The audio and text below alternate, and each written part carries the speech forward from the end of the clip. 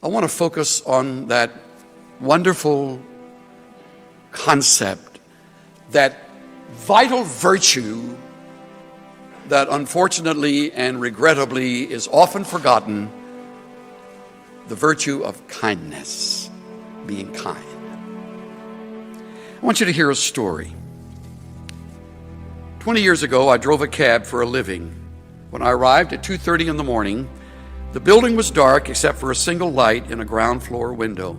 Under these circumstances, many cab drivers would just honk once or twice, wait a minute, then drive away.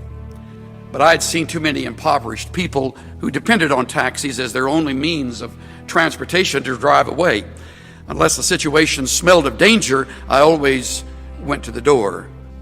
So I walked to the door and knocked.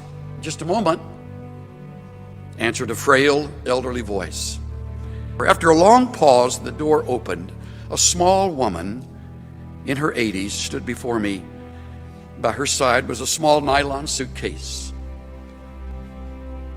"Would you carry this bag out to the car for me?" she said. I took the suitcase out and returned to assist the woman.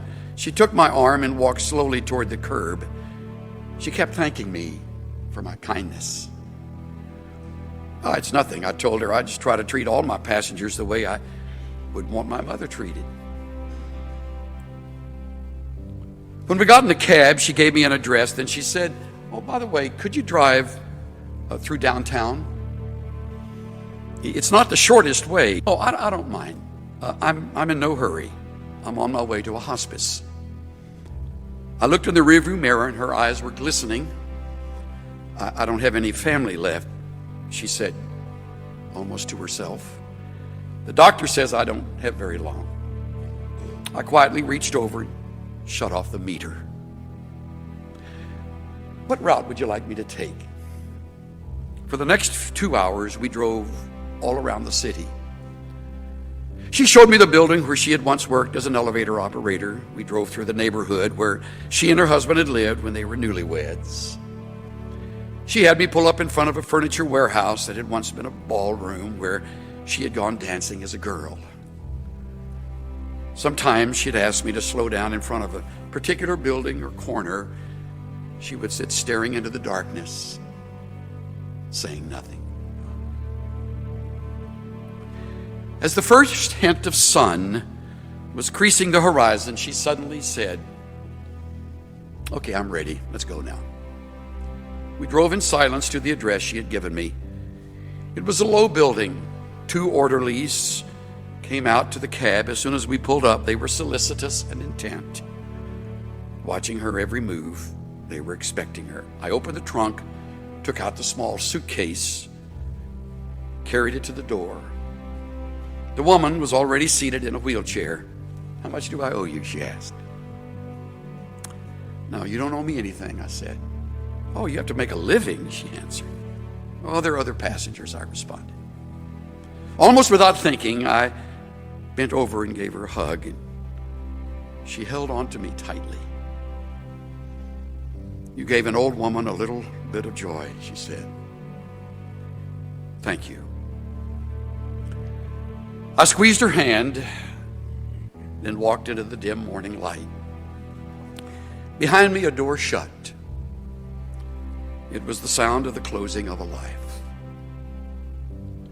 I drove aimlessly, lost in thought for the rest of the day. I could hardly talk. What if that woman had gotten in an angry driver earlier that morning, or one who was impatient? What if I had refused to take the run, or had honked once and driven away? On a quick review, I don't think I have done anything more important in all my life. I love that story. It sort of helps me allow life to make up its mind again. You need to remember that story. The times you will want to be anything but kind, because it is so much easier to bear a grudge and hate in return, or get back, or get even. Hate destroys the vessel it's kept in. Revenge never healed a wound. There's one thing all of us have in common: we've been mistreated by somebody. Some of you have known abuse, misunderstanding, and all of this has a way of siphoning your tank of kindness. It can make you hard, and you can get on with hard. You can get along with it. In fact, some will even respect you more because you're tough. But I urge you not to be. Be kind, tender-hearted, forgiving one another.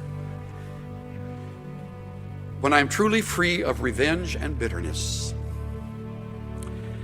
there is plenty of room in my heart left for kindness. And not until. Do what's right. Do justice. Love kindness. Walk humbly with your God. Maybe you were born a really nice person with a gentle, sweet personality, and being kind to people comes pretty naturally to you, but I think more of the globe is not that way than is. And the good news is we can change. It's amazing what one kind word can do. We don't think anything about it, but to the other person, it breathes life into their spirit. Our words have the power to lift people, to help them get through a challenge, to push them into their destinies. When you tell someone, I love you, I'm proud of you, you did great on that project, you're not just being kind, those are healing words. We don't know what people are going through. They may smile on the outside, but on the inside, they're hurting, they're lonely, they're discouraged.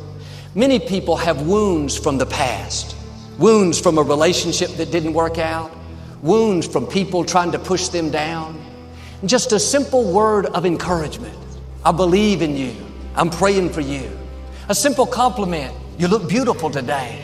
It's no big deal to you, but to them, it's helping heal the wounds. It's lifting their spirits. It's causing them to believe in themselves. Your words can be what keeps them moving forward. God puts people in our lives on purpose so we can bring healing. Letting people know that you care does more than you imagine. You have the power to put someone on their feet. You have the power to keep them from falling into depression. You have the power to cause them to pursue their dreams. Be free with your compliments. You can think well of your friend all day long, but if you never tell them, they'll never know. God wouldn't have brought it up if He didn't want you to tell them. He wouldn't have put that thought in you if the other person didn't need it. You may not know them. It may not make sense to you, but God knows what He's doing. There's a reason they need your healing. Don't withhold it. Don't try to reason it out.